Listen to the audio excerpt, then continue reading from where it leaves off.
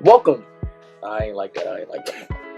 Welcome back to another edition of Traits Triumph by way of What's the Play Productions. Keep that first one in there, Brian, for the video. Keep that first. I like the way that flows. Okay. By way of What's the Play Productions, I'm Christian here with Brian, of course. We have the offensive linemen, defensive linemen, linebackers for you all today. So be sure that you stay for the duration of the episode. This could be 30 minutes, could be 60 minutes, could be 90 minutes. We're just going to start talking however long it goes is how long it goes. Once again, shout out to SportsFan.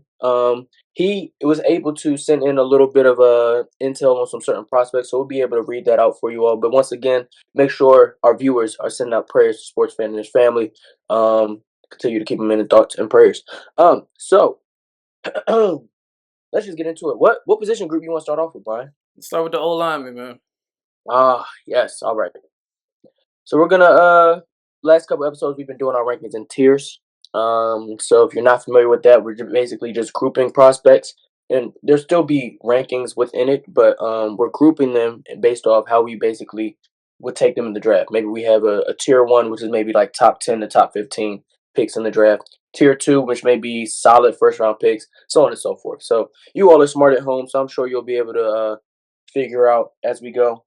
So let's get started with our tier 1 offensive lineman. Before you get started, Brian, how many tier 1 offensive linemen do you have?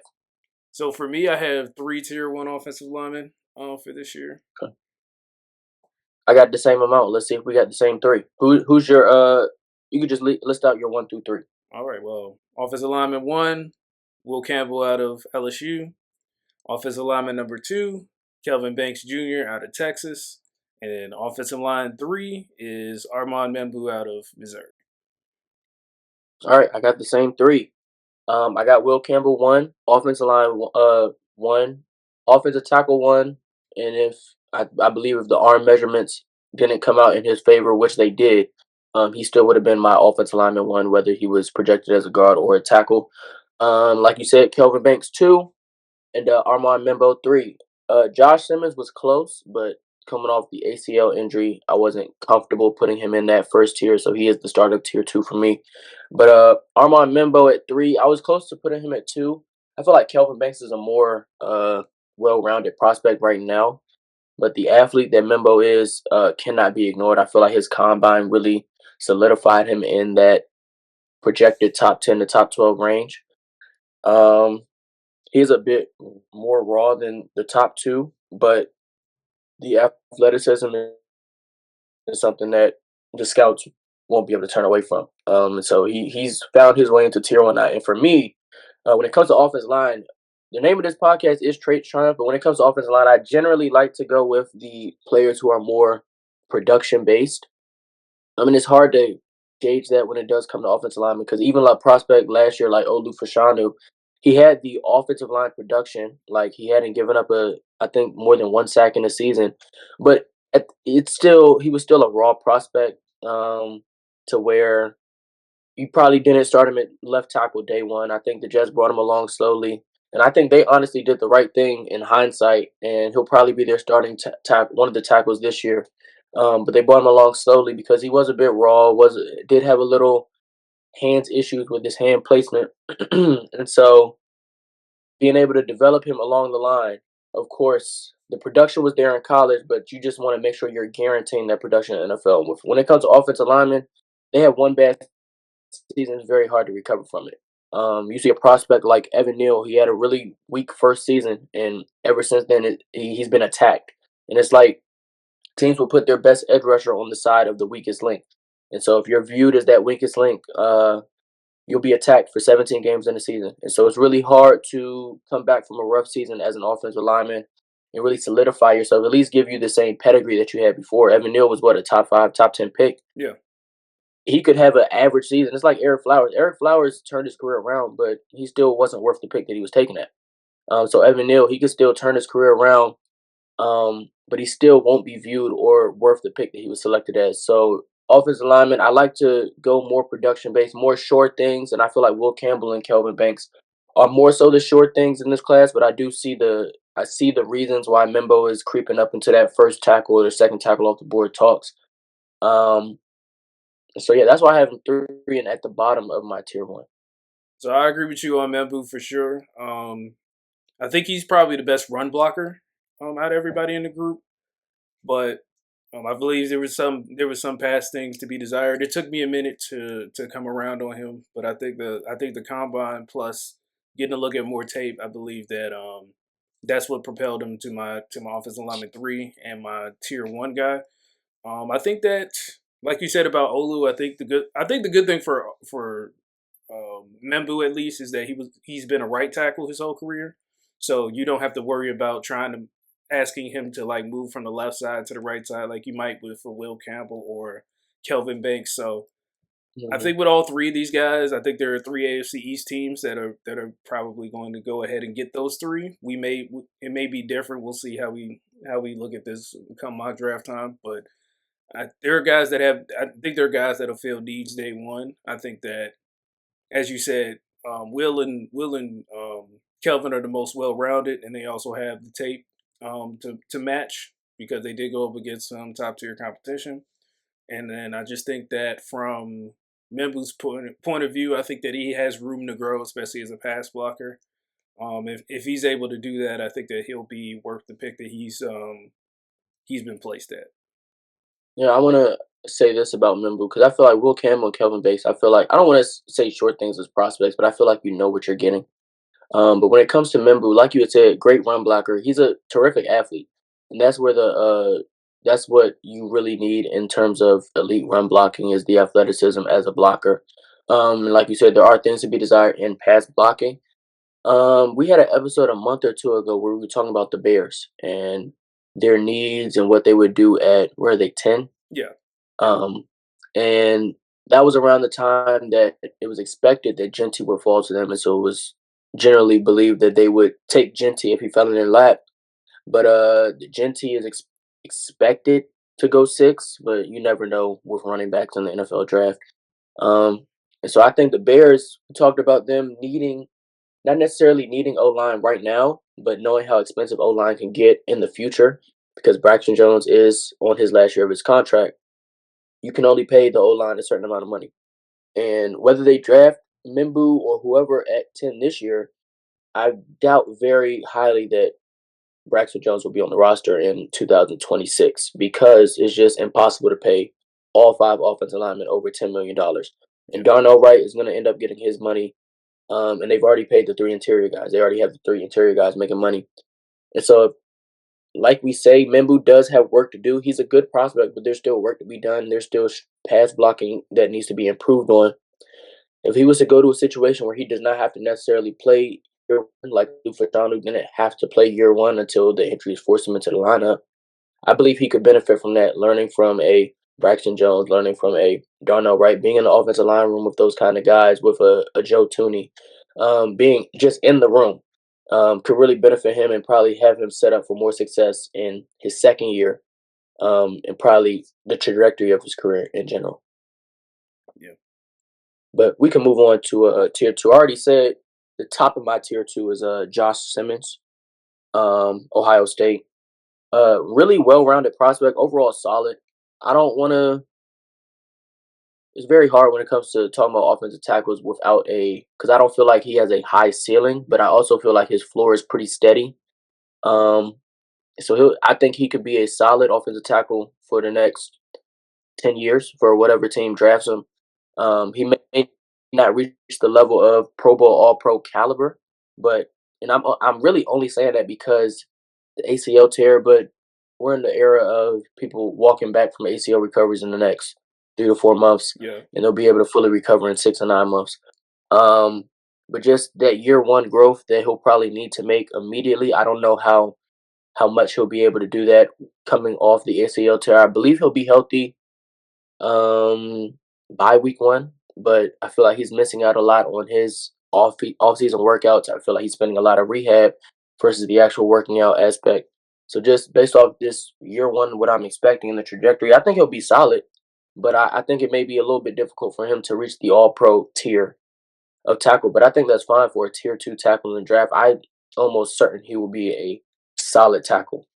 yeah. So you have your top of tier two. Yeah, so I have four guys in my tier two. Josh Simmons was my O line 6, offensive tackle 4. I think that, like you said, he's a good balanced guy. It was close between him and my seven, just because, but I believe that he's a better run back, he's a better run blocker than my O line seven. But yeah, I think it's just a thing where I believe he'll probably get drafted later in the first round, partially because of the ACL. But he'll probably get drafted to a team, maybe like a Baltimore or Buffalo, so he may be able to. He may not be able to. Might not be asked to play right away. Might be able to recover a little bit and get to improve himself a little bit more. The guy at the top of my tier two is the first guard, I guess we would say, because he's been projected to be a guard, but they may try him at tackle. That would be Zabel out of North Dakota State. I believe Hmm. he's, from what I saw on tape, I think he's probably the best pass blocker out of the group. I think the run game, he was solid.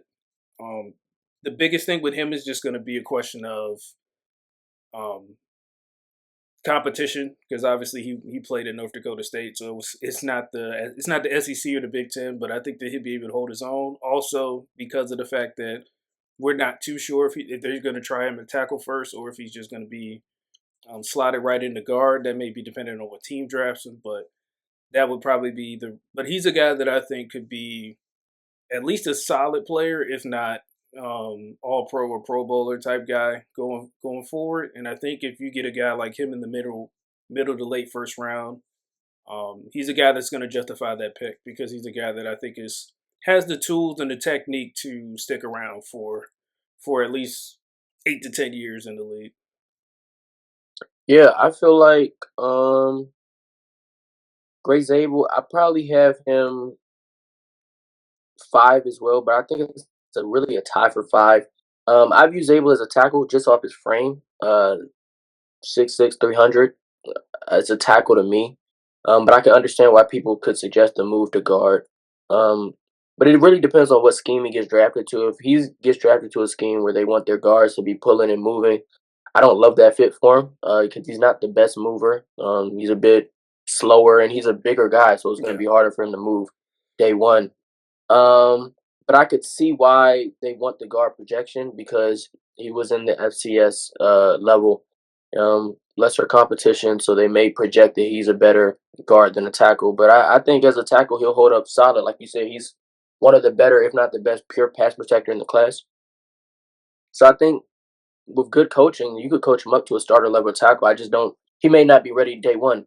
And so the other guy I have in my tier two is somebody who I actually do project at guard, Donovan Jackson. mm, Um, Power run blocker. I believe he played a little bit of tackle at Ohio State, but I yeah, think he projects more as a guard in the NFL. Just based off his size too. He's only 6'4", but 6'4" for an offensive lineman is a bit. I mean, offensive tackle is a bit on the shorter side, but it's a decent size for a guard, and he's about 315, 320. That's guard projection. I mean, that's guard size, so I can project him at guard. I think his weaknesses would be more apparent at tackle, but his strengths, his pass protection against defensive linemen, I mean interior defensive linemen, and his power run blocking would showcase more at the guard position. But he's another guy that if he gets put in a system where they're asking him to move a lot, I don't know how great he'll do with that. So it's really system based. But I do not. This projection is him as a guard. Him as a tackle is a whole different. He'd be probably tier three, tier four for me. But as a guard, I feel like he'll have an easier transition, able to use his strength closer to his advantage. So those are my tier two guys. Who was first? Josh Simmons, Zabel, and Donovan Jackson. okay. So I agree with the Donovan Jackson analysis. He did have to fill it at tackle once Josh Simmons got hurt, so he did. I won't say he got exposed, but yeah, he's probably a guy you don't want to use at tackle unless you really got to use him Yeah, in a pinch. Um, I have him as my O line 8 just because I feel like he's a guy that's going to he could go late first, but he's probably going to be more likely to go second round, just because he's more because like you said he's kind of slotted in as a guard and expected to be a guard. yeah. But like you Positional said, he's value is not going to let him go as high. yeah. That's what I'm thinking, especially when you have. Well, my O line 5 is also part of a reason why I have him there, because that's another guard that I think would be ahead of him. So he would be what guard. So if Zabel is considered a guard, he'd be my guard 3 right now. Um, Okay. so yeah, so I had Jackson just underneath my tier two. He's like the beginning of my tier three, just because I feel like he's a guy that's gonna. I feel like he's gonna be a solid guard for sure, but I think he's a guy that's probably gonna go early second round, maybe late first round if a team trades in and thinks that he could be their starting guard. But yeah, I think he's a guy that's gonna be eighth, and unfortunately the tackle film did sway me a little bit just because of how close a lot of these guys are. Um, Yeah. so my O line five in my tier was Tyler Booker out of Alabama. Mm. Um, Okay. it wasn't a whole lot that stood out on tape, but I think just the sheer size and the ability to run and his ability to run block, I think he'll be a guy. I think he'll be a guy that you can at least put on the line, and he'll be a mauler day one.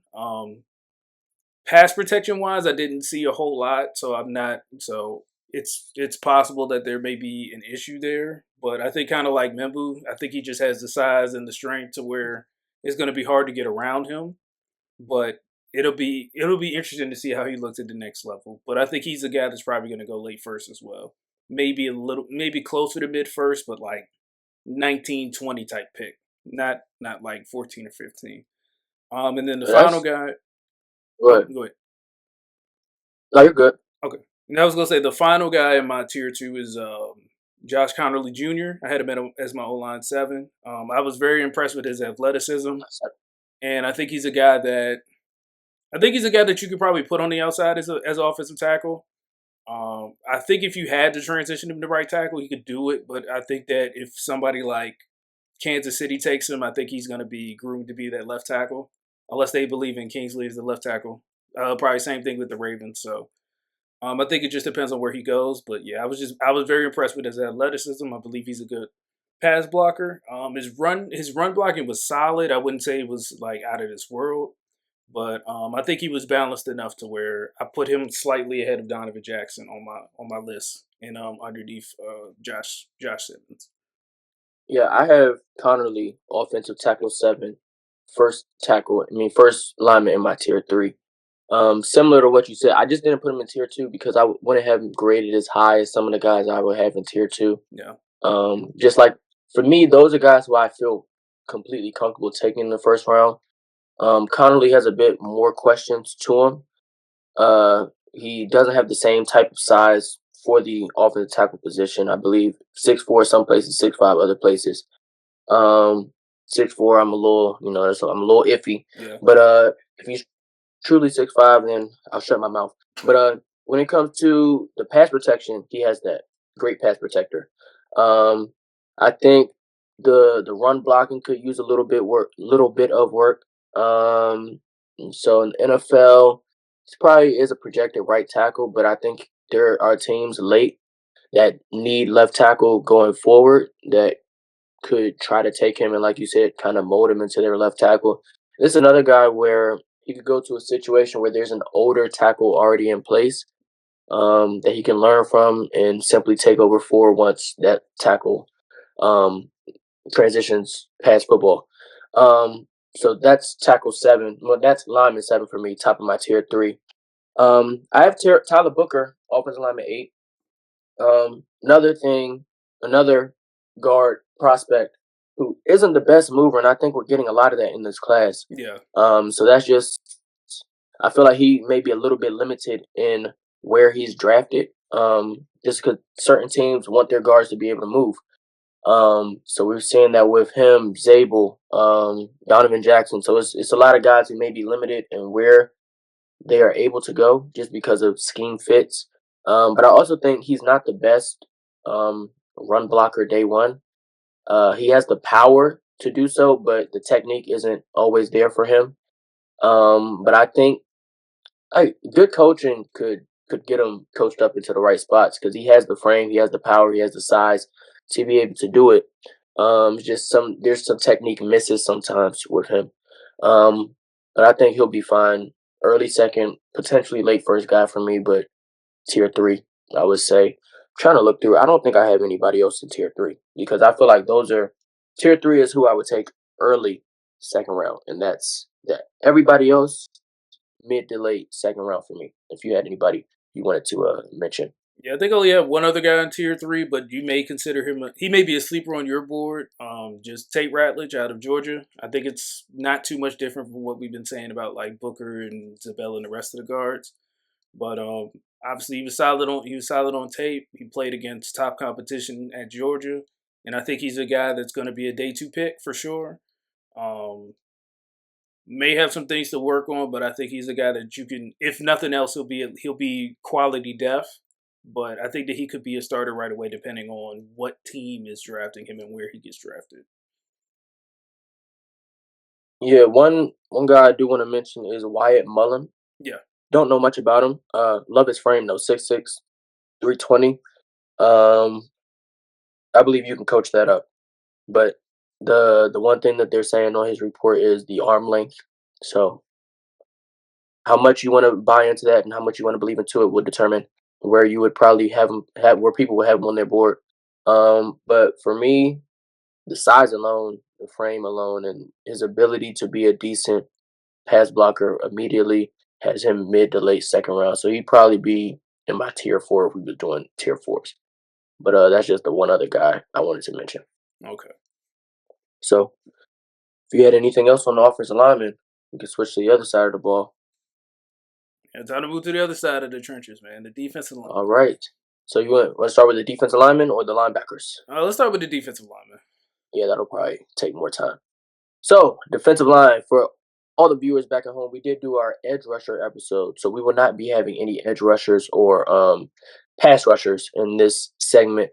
This is all the interior defensive tackles, defensive linemen, nose tackle, 3-4 defensive ends. And so, there may be one or two guys that we mentioned in the previous episode that we may mention in this episode as well, because we may feel like yes, we mentioned them as a potential 4-3 defensive end. But if you watch the episode, there were some guys who we said this player could also be a 3-4 defensive end. So I don't know if Brian did it, but I did include some players who I felt like have that position flexibility to where they could be included on both rankings. And the same thing with the linebacker position, but we'll get to that once we get there.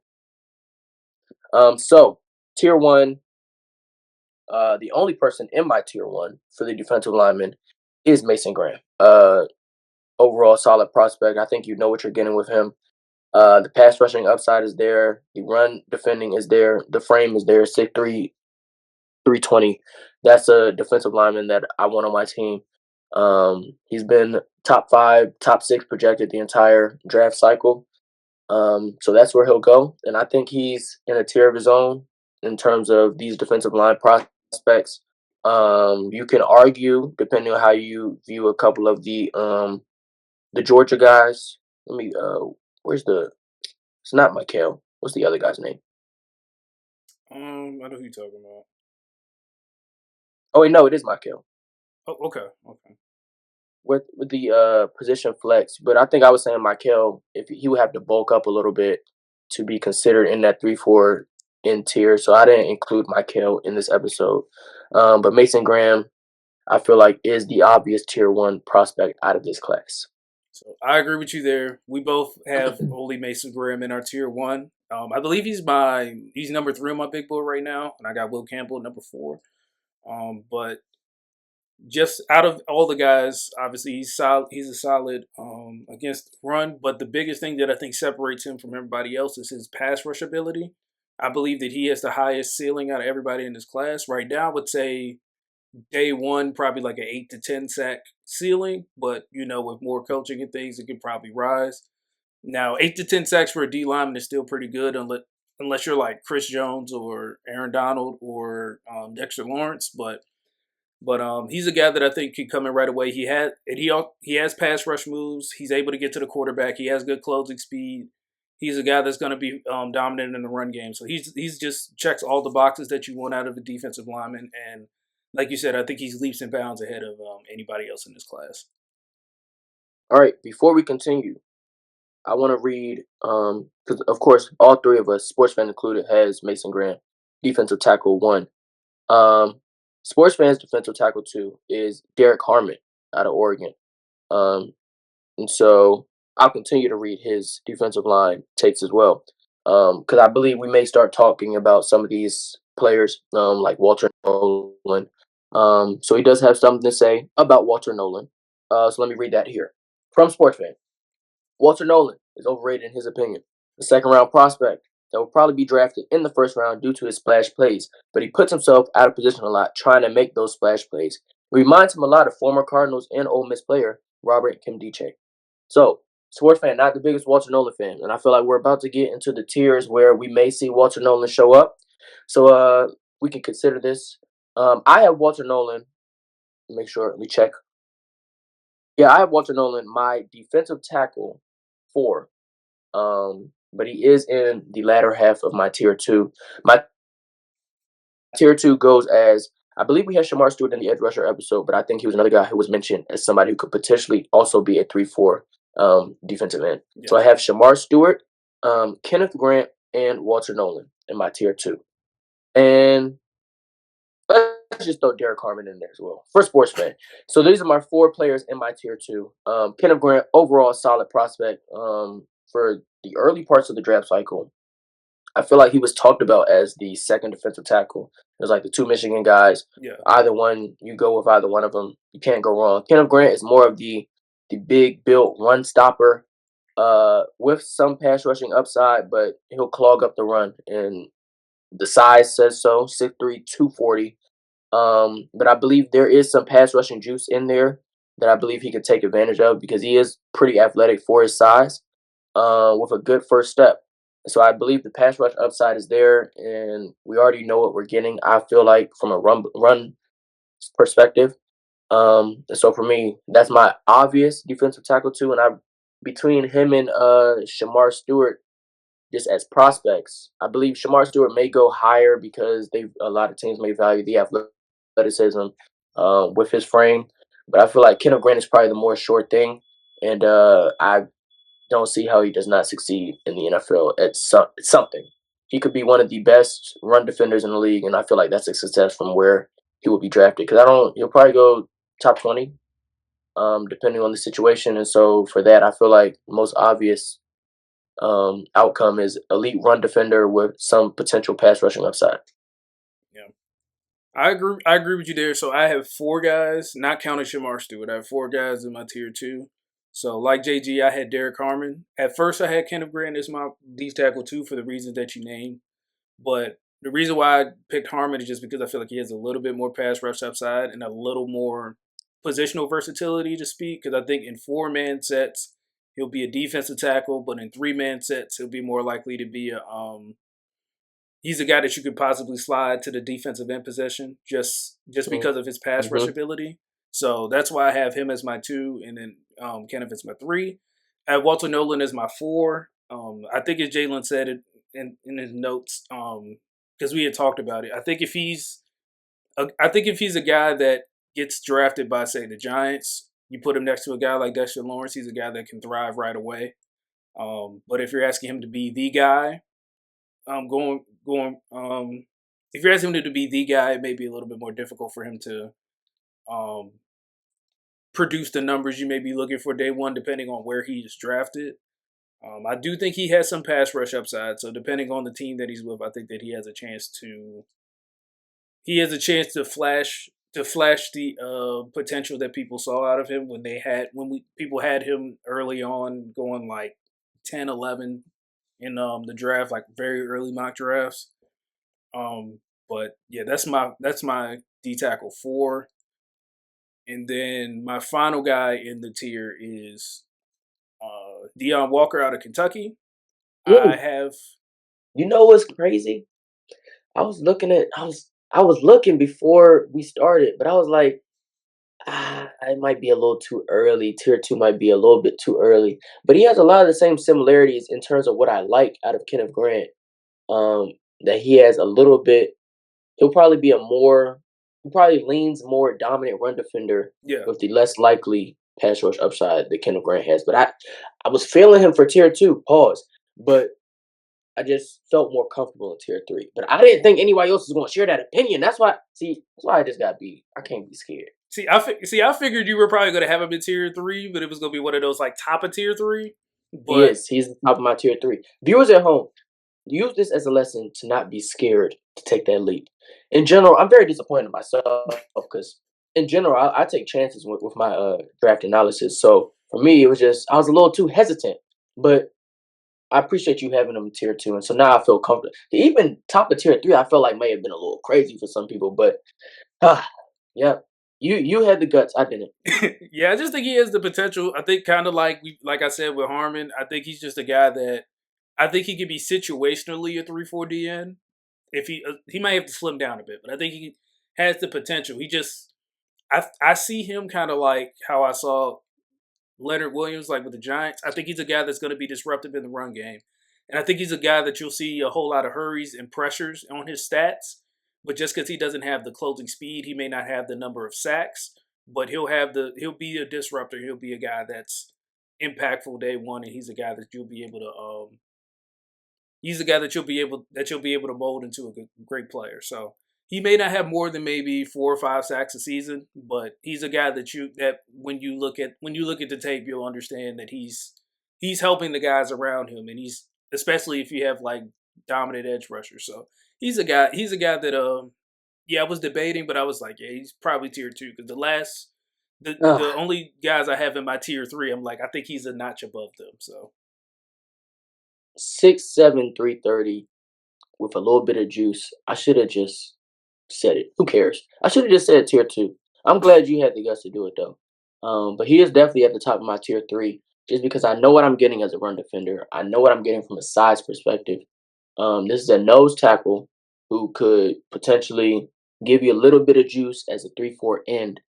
We're not asking for much from him, honestly, because if you can stop the run on first and second, and you can also stay on the field on third, I feel like that is a first or second round caliber pick. absolutely, But like you said, the closing speed just isn't there to really finish off every single play from a pass perspective.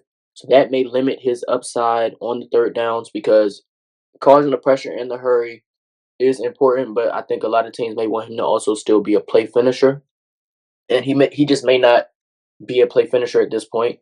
But for me, it's the size and the ability to he moves very well for his size, but again, he is a big guy, so he's not gonna move crazy, right? He's not gonna get to the quarterback in 2 seconds. Um, but he's athletic enough to where I feel like he will have success in the NFL, and I believe this is somebody who can play first, second, third down. Maybe not year one because he may have better true pass rushers better than him on his team that first year. But if he continues to develop as a rusher, because I don't think any lineman wants to sit there and try to deal with a bull rush from somebody who's 6'7", 330. yeah. And I feel like he'll be able to work on that, hone that. And so for me, he is the top of my tier three. You want to start your tier three? Actually, I can just list out mine. Okay. So I had Derek. We didn't talk much on Derrick Harmon, but SportsFan loved him. Uh, so for me, top of tier three was Deone Walker. Then I had Tyleik Williams, Ohio State. Mm, Um, and depending on how you view him, Landon Jackson, Arkansas. But Landon Jackson, I feel like is more likely an edge rusher, but I think there is a 20% chance where he could land as a 3-4 end. So that's why I included him here just off his size, because he moves pretty well to be 280. There are situations where a team could move him to the inside, and I feel like he'll have success as a pass rusher. It's not much he'll be able to do as a run defender, I feel like, because he is for to be 280, he's pretty slender. Doesn't really have the power at the size of 280. But who did I say before him? Tyleik Williams, yeah. Ohio State, run defender. Not really much I'm looking for him out of the pass, but he moves pretty well for his size. Can stuff the run, and I feel like there's some pass rush upside. So I have him tier two as well. Yeah, so my tier three, these guys were so I have three. So I forgot to list Tyleik Williams on my list, but I have three in my tier three because these are the guys that I think would be more rotational day one, and they have a little bit upside, but they'll probably most likely be early down guys and probably be more rotational defensive linemen than actual like 3 down potential. So I had Tyleek. I think he'd be my D line 7 because I think I would have Shamar Turner as my D line 6. just because I feel like, kind of like we said about Deone, I feel like he's a guy that has some pass rush potential, but again, that closing speed is going to hurt him in terms of like trying to get sacks. And then my other guy is Omar Norman Lott out of Tennessee. Another guy that I think is going to be an early down guy, probably be more rotational, kind of like he was at Tennessee. Um, I believe that he can push the pocket, and he's a guy that's going to be your run plugger for sure, and you're going to ask him to eat bodies. But yeah, basically with those three, I just think all three of them are probably going to be more of the rotational figures, so to speak. Yeah, I feel like the Omar, like you said, early down guy, stuff to run. Not much. I don't project much pass rush from him. Just because he doesn't show the same athleticism as some of the other bigger guys in the class, like a Tyleek, where I feel like he could potentially develop into a pass rusher, like a Deone Walker, where I feel like he could potentially develop into a pass rusher. But as a run stopper, I feel like that's still a worthy enough selection to be considered in tier three. Wasn't on mine just because I want a little bit of juice elsewhere. Um, but yeah, those are my three tiers. I don't have any more tiers of defensive linemen for the viewers today. Same.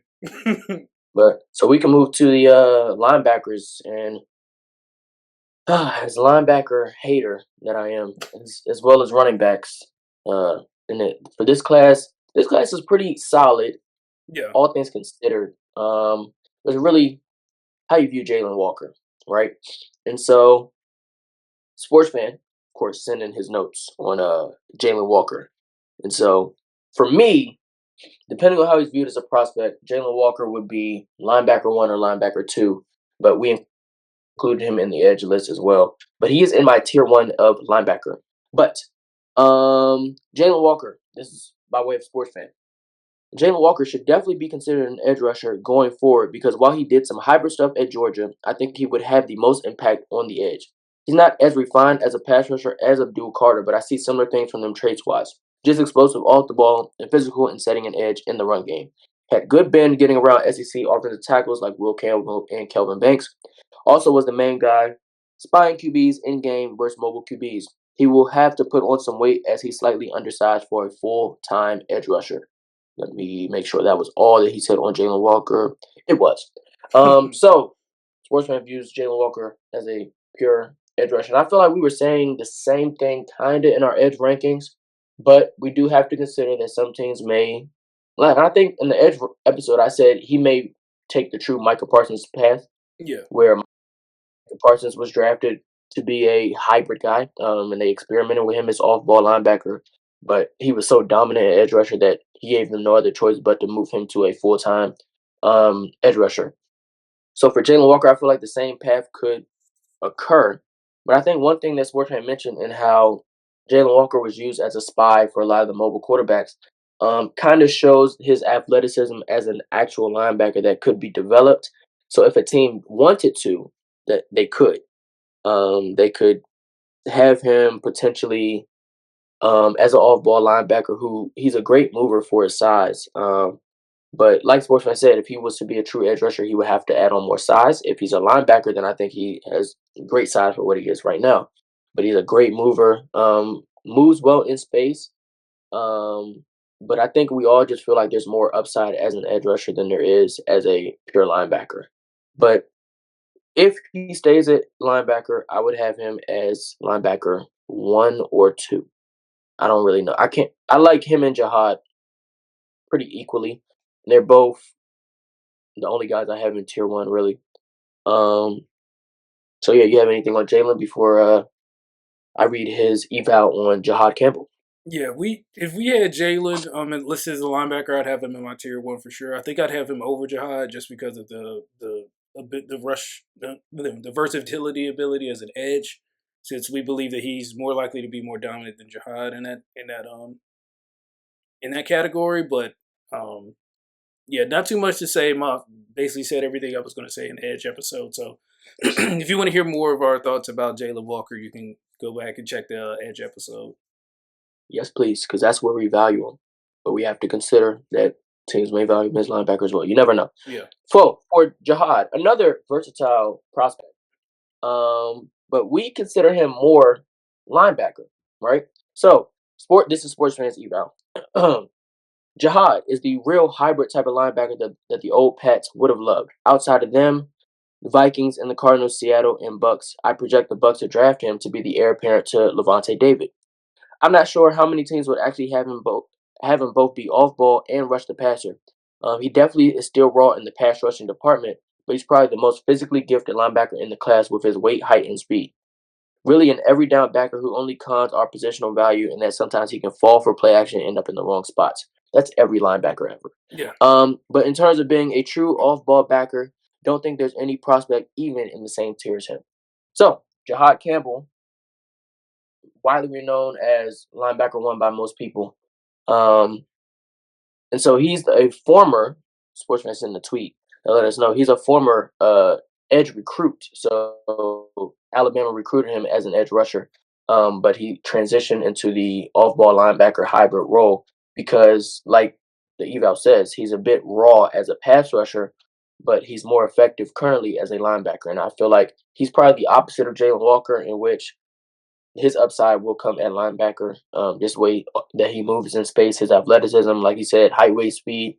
This is a guy who can probably get downhill in the run game a little bit too much because he falls for play action, but it has the coverage skills to succeed in the league. So Jihaad Campbell, Jalon Walker, tier one. I feel like everybody else just may be considered sleepers. But Brian, you have anything on Jihaad that you want to share? Yeah, so with Jihaad, kind of as everybody said, I think that he's a guy that in situational pass situations, I think he may be, well, obvious pass situations, I think he may be slid to edge depending on what your personnel is and depending on the team he plays for. Because if you would say with like the Vikings, you could see Brian Flores using him all over the place in different blitz packages and things of that nature.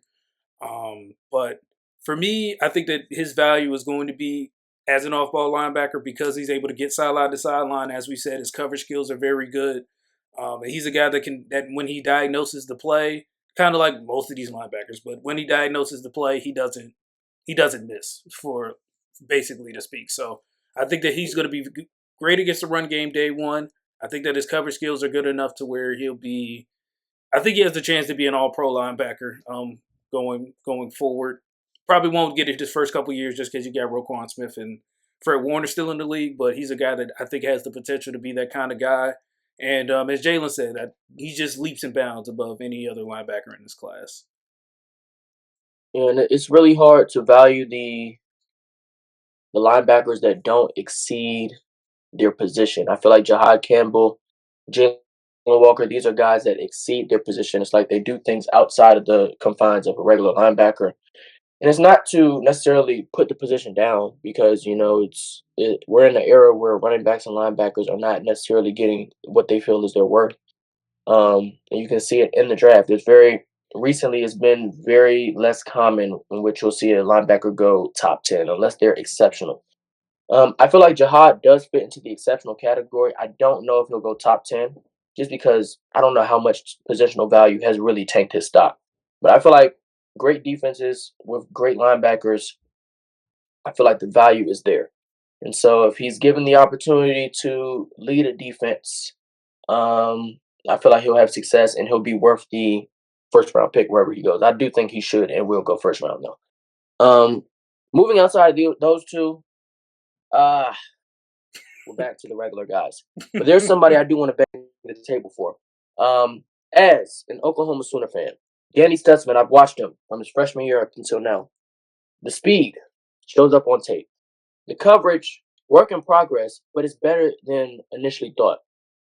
He's a great tackler, closes space, really good in the run game. I think Danny Stutsman is a future starting linebacker. Maybe not year one, maybe not year two. But I do think late second, early third type guy who is solid. I feel like you could put him on the field. He'll know what to do. He could be a Mike in the future someday. Danny Stutsman, Oklahoma fan, I'm rooting for you. You're my linebacker 3. Danny Stutsman is linebacker 3. He will have success. He knows what to do on the field. He was a part of because if you remember, Oklahoma's defenses about 4 to 5 years ago were some of the worst defenses ever put on a football field. Danny Stutsman was a part of that flip. Lincoln Riley brought in Alex Grinch. Alex Grinch had them still bad, but and more less bad. And then Venables comes in. Defense does a complete 180. Danny Stutsman is the captain, the Mike of that defense. Really oversees the improvement of that defense, and he was able to be a part of the bad defense, still standing out on the bad defense. And he was also able to captain a pretty decent SEC defense. And so Danny Stutsman, I feel like he has the height, he has the size, he has the speed. I feel like the coverage is still a work in progress, but I think he can be coached up. He may not be a three-down linebacker right now, but I feel like the athleticism says that the coverage ability is there. So Danny Stutsman, linebacker 3. So I had two guys in my tier two. It was almost one, and then it was at first it was almost three, but then I almost made it one. So the two guys right now I have I don't want to pronounce his name wrong, but Carson Schlesinger, I believe that's how you pronounce it, out of UCLA. Mm-hmm. I believe he has the potential to be a three down backer because I believe his coverage skills are solid enough for him to be able to do that. He does a good job at diagnosing plays, and he's definitely going to be a guy that will be a force in the run game if nothing else. So that was my linebacker two. My linebacker three is Chris Paul Jr. out of Ole Miss. He was going to be in tier three originally, but and maybe I'm overvaluing these plays, but he looked like he was able to hold his own a little bit against Mason Taylor in man coverage. So if he's able to guard tight ends, I think that he'll be able to stay on the field, no matter what the scheme is. So I think he has a chance coverage wise to be able to be that three down linebacker guy. So that's what separated him from my tier three. But yeah, Carson was almost in a tier of his own. So again, maybe I'm overvaluing Chris Paul's potential coverage skills, but I would just say I think if it's anywhere close to what I saw in those few plays, I think that he'll be justified in my tier two. And I feel like when it comes to linebackers as prospects, any like inkling of coverage ability you can kind of lean on, right? He may be pretty good in man, may struggle in zone, but again, some teams run more man than they run zone, so he'd probably be higher on their board than he would be on maybe our board because we're just looking at it from as a prospect perspective. Um, and so you got to consider that teams have boards based on the specialty of players. So Yeah, like Danny Stutsman may not be considered as high on a linebacker board as a team that needs a linebacker, who needs a top two linebacker. But a team who may need a linebacker in base, who may need that third guy to put next to their starting two linebackers, Danny Stutsman may be a bit higher on their board because they may value his ability in the run game. He's probably one of the better run defenders out of all the linebackers in the class. And he does show that he could potentially take over for one of your two linebackers who you have to pay down the line. So you kind of got to find where these linebackers have their strengths and find a way to incorporate those strengths and develop the weaknesses because you probably want to hope that they can take over in the future. It's what the Chiefs have been doing uh, for their defense. They draft a linebacker every like 2 to 3 years because it's almost impossible to pay every linebacker. They just paid Nick Bolton, so that probably means that Tranquil will be gone soon, and who's one of their other linebackers, Leo Chanel, who's been pretty good. We'll see if they pay him, but if they draft a linebacker this year, Leo Chanel could be on the move because Nick Bolton is their guy. Leo Chanel is really good, but you can't pay more than it's almost impossible to pay more than one linebacker more than $10 million. yeah, And so it depends on how they value like a Drew Tranquil may be able to come back for cheap and fill the same role, or they may look in the draft and they'll say, hey, we'll draft somebody who we can develop behind Chanel, behind Bolton, behind Tranquil, and let them move like that. And so that's how I view the linebacker position. I would take one every 2 to 3 years and hope that we have a good one on the roster that we can rely on and develop going forward. okay, yeah. So I only had two other guys. So they're my tier three. So my linebacker four is Barrett Carter. I think that he probably would have benefited from leaving last year because I think he probably would have been either my linebacker two or three. Would have been between him, Edgerrin Cooper, and Junior Colson for those spots. Um, so I think it hurt him going back to school, but I think he's a guy that he'll be a solid in zone coverage. I think you can be your spy at points. I don't know if he has the sideline speed at the next level to be your spy, but depending on what quarterback you're going against, I think he can do that. Um, yeah, then he's solid against the run, like all these linebackers we've been talking about. So I think that Barrett's going to be more of a rotational guy, but I think he has 3 down potential with his coverage skills if he's on a zone coverage team, because I think his zone abilities in reading the quarterback size, he's pretty good at that. And then my other guy is Smael Mondon Jr. I hope I didn't pronounce his name wrong. Out of Georgia. He's more of just kind of like, to me, a run stuffing linebacker. I didn't see too much coverage, but I think he's going to be a rotational guy. He'll probably be an early down linebacker, and I think he's a guy to probably go mid like third, fourth round possibly. But I think he's a guy that again you can probably have as a rotational guy in your defense, and maybe you may see something and think that you can improve his coverage skills or use him in different packages. Okay. Yeah. Uh, yeah, I don't have many more linebackers I want to talk about, but you covered it for the most part. With the linebackers, I just we're getting into the third, fourth round at some point. Yeah. So I'm about to say we're using people from both of our teams, so yeah, it's bad. But we covered O line for y'all, D line for y'all, linebacker for y'all. We gave y'all some of sports fans' opinions as well in his absence. So we do appreciate you all watching. Be sure to check out our latest episode that is dropping the day that we're recording this. So it's already out. So be sure to check out the latest episode where we talk about the pass catchers of the NFL. Be sure to like, share, comment, and subscribe. Stay tuned for the next play. We have a mock draft coming for you all soon.